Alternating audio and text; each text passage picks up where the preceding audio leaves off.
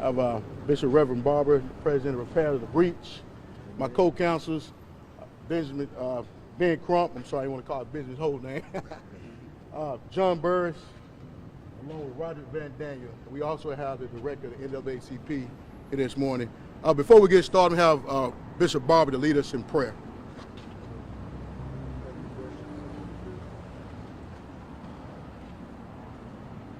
Gracious God, who knows all things, we pray this morning that you would answer a request that comes from as far back as our fathers and mothers. Come by here, Lord. Come by here. We need you in Mobile. We need you in Alabama. We need you in America. We need you in the courtroom. We need you in the church today. We need you.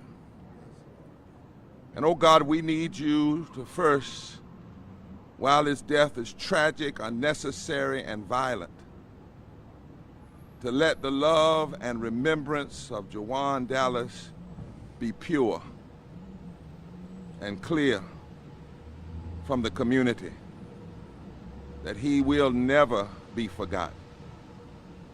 We need you, oh God, to let your grace surround his mother and the family, to provide a peace that passeth all understanding and a comfort that is fully sufficient in these trying days. We need you to let the community stand for what's right, to stand nonviolently, but to stand for what is right and to demand what is right in this community. We need you to let the lawyers' minds be clear. We need you to let them be true carriers of the law. We need you to give them the focus that is necessary in this situation. And God, we need you to let every lie be overturned, that which is covered to be uncovered. For God, where all we seek is love, truth, and justice. And so God, come by here. Come by here. We need you, Lord. And we need you to let justice roll down like waters and righteousness like a mighty stream. This is our prayer. In the name of all that is holy. Amen. Amen. Thank you, Bishop. Yesterday we filed a claim to the city of Mobile, Alabama for the death of Jawan J. Dallas. In those claims being submitted, we submitted a claim of false arrest, unlawful seizure of Jawan, battery to include the beating, the alleged beating that was taking place that's been witnessed by, or statements given by witnesses, and taser, unlawful taser. Obviously, we also submitted a wrongful death claim against the city of Mobile, Alabama. As you know, within a certain time frame, you must put the city on notice of a claim statutorily. So we submitted that claim before we submit our lawsuit. The lawsuit is to come. But make no mistake about it. Like we said before, we have assembled this, some people say a dream team of lawyers. We have John Burris, renowned civil rights attorney for Oakland, California, who represents the likes of Rodney King, Tupac Shakur, the list goes on and on. Of course, everybody knows the renowned Benjamin Crump, who represents Breonna Taylor, George Floyd, on and on, Tyree Nichols. We want to send a message to the city of Mobile, Alabama. It doesn't matter how far you're away from the large cities, the Gulf Coast, because as Dr. King said, injustice anywhere is a threat of justice everywhere. We've been over to the trailer park. We talked to the witnesses. We heard what Chief Pine said. But one thing we want to be very clear. Jawan Dallas, and we state today, as we stated back then, was an innocent bystander had nothing to do with an attempted trespass, not a burglary, because the 911 calls are very clear. This wasn't a burglar. This is somebody that's maybe touching my gate. And a man is dead, 36-year-old, who's being buried today. Should not happen. Senseless injustice. We'll pass it over to my co-counsels. We'll take some questions. I know we have a funeral today. We want to be respectful to this family, but we'll be very clear. Today is a day that justice, the bells of justice, is going to ring in Mobile, Alabama. And we know Jawan Dallas case is not the only case. We know it. That's the case that got our attention and brought us down here. But Bishop, what you say? What's done in the dark will come to light. And the sun is shining today. All right, John, you want to? Thank you. Certainly it's good to be present with all the lawyers here, with Ben and Harry and all the others. Look, I've been involved in a lot of cases down through the years, many, even though many of you may not know, but I've been involved in over 1,000 cases, police cases, many of them death cases. Rodney King, Tupac Shakur, you heard of the Fruitvale Station case. I was a lawyer in that case, and I'm involved in many other cases that really looks at the question of police misconduct, not only individually, but in terms of a pattern in practice, whether or not there's systemic issues that exist. And when you have a taser used under circumstances that really were unjustified, that is to say, it created a confrontation, less lethal weapon was used as a taser, which ultimately can kill people, should not have been used under circumstances when the charge and the potential conduct was extraordinarily trivial, if at all. This was an innocent person. They had the wrong person. And the wrong person, an innocent person, should not be dead. But even that, the troubling part is the conduct of the police that created this confrontation, the manner in which they were trying to force their will when they lawfully didn't have a right to do that. And then by creating this confrontation, then they used force, a taser, that ultimately killed him. And all I can think about is the number of volts that this kid received and this young man received in his body when he should not have received any. Remember, less lethal, as they claim, is not non-lethal. Right. Tasers are, in fact, can be deadly weapons. And we know here that this young man was received more than one shot of taser, maybe 2 or 3, but whatever it was one too many, and the result ultimately in contributed to the cause of his death. So I'm very pleased that we can be here. I also believe, and this discovery will determine whether or not this is a systemic issue that exists here in terms of the use of the taser itself, whether it's used willy-nilly, whether it's used arbitrarily, when it's used when it ought not be used, because every case is a confrontation does not justify the use of a taser. So this is an issue that we are definitely looking at very closely, and I'm certainly glad to be part of the team here that takes a very good, close look at this. Thank you. Sir, what was your name? John Burris, B-U-R-R-I-S, from Oakland, California. Okay. And also, let me, Lee Merritt is also, he wasn't able to make it today. He's also one of the Turner teams. We have Shamika L. White that's also here with us as well. Ben? Thank you, John. Thank you, John. Thank you, Harry. I'm attorney Ben Crump, and along with our national faith leader, Bishop Barber, I'm proud to stand with these national civil rights lawyers to shine the light of the nation's attention on Birmingham, Alabama, because Jawan Dallas' life matters.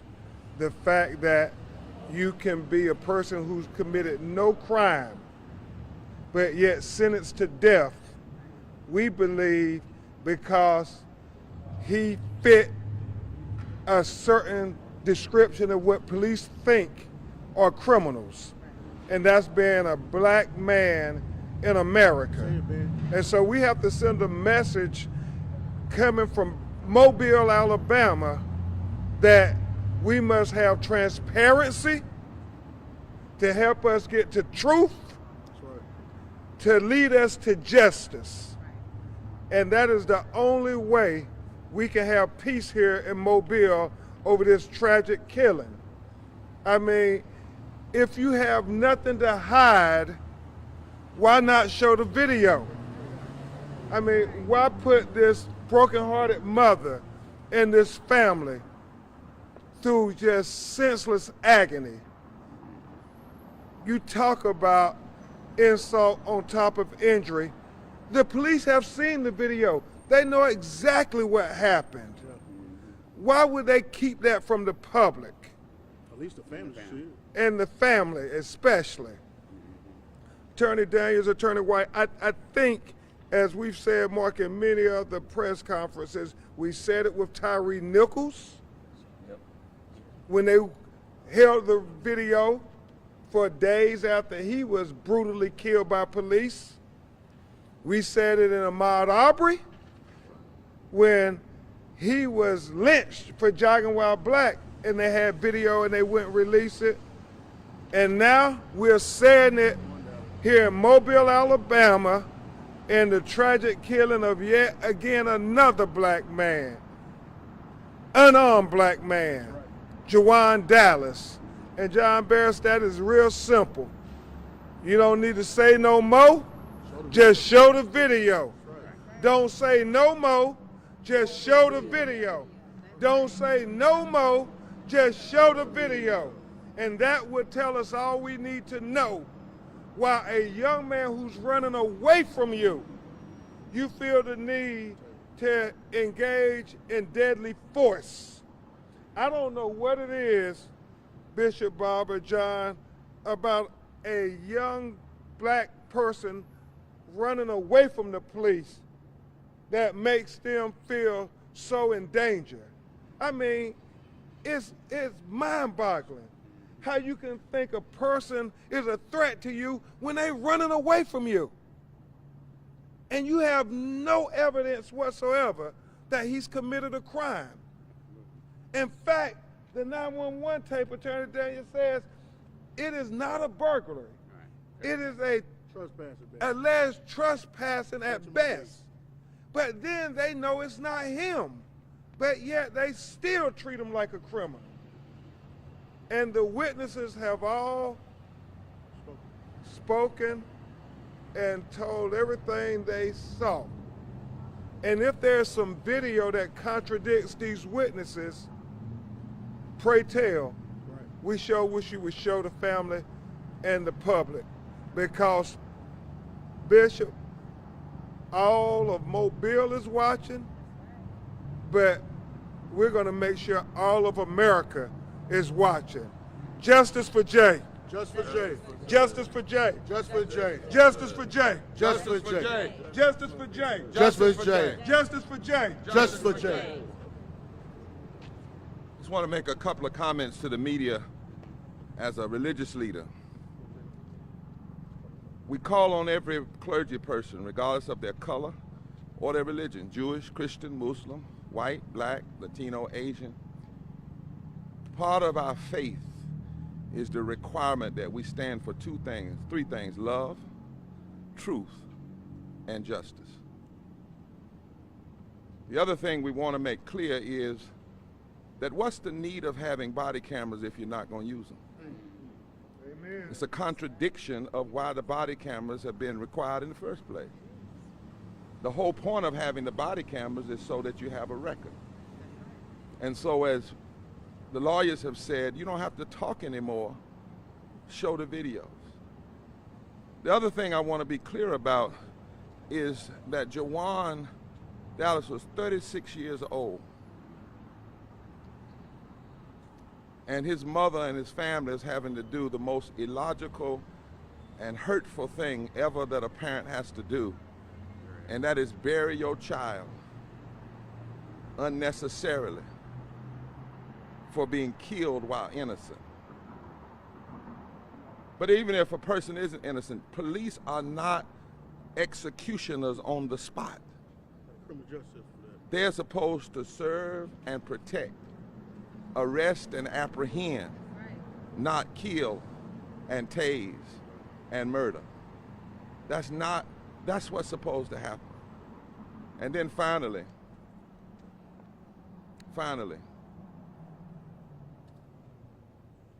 it doesn't matter what color a cop is, a policeman is, if they violate the law. It doesn't matter if it's a black officer that kills somebody innocent who's white is wrong. A white officer that kills somebody black is wrong. A white officer that kills somebody white is wrong. A Latino officer that kills somebody black is wrong. A white officer that kills someone Latino is wrong. And the whole community of Mobile, Alabama, and America is unsafe when police officers violate the law, and they do it in our name. When a police person arrests somebody or tries to or serves a warrant, they get their authority from the people. When you go to court, it says the state of Alabama versus. So that means that when you illegally or unlawfully or wrongfully use your power, you are actually doing it in our name. Every reporter out here, you have to be specific and particular about getting the truth, because what they have done, they did it in your name. In your name. In your name. In your name. And nobody's safe. Black, white community, nobody, when police don't understand their roles. We can support police, but we will not support rogue, violent, killing police actions. It's gone on far too long, and we have got to stop these funerals. And please make this final report. The witnesses are white.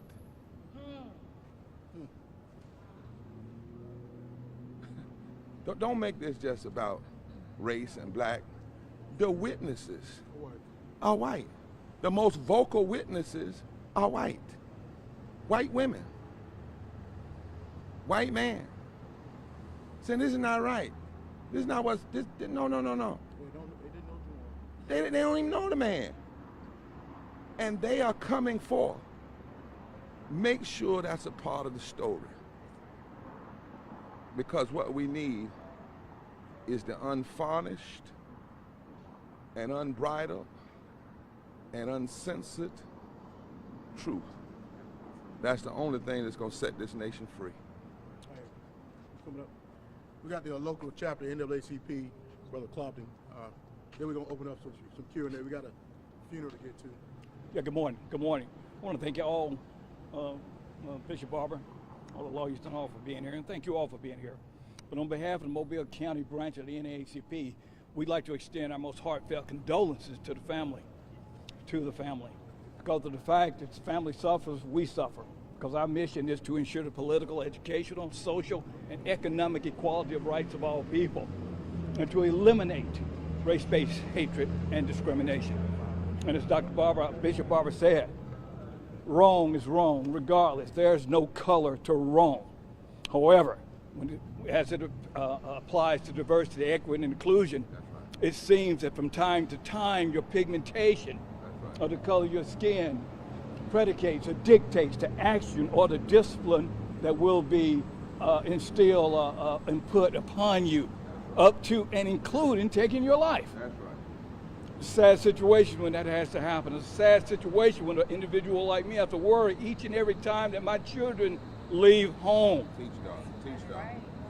Every Sad. time. It's sad when I even have to check myself Every time. when I see a blue light turn on behind me.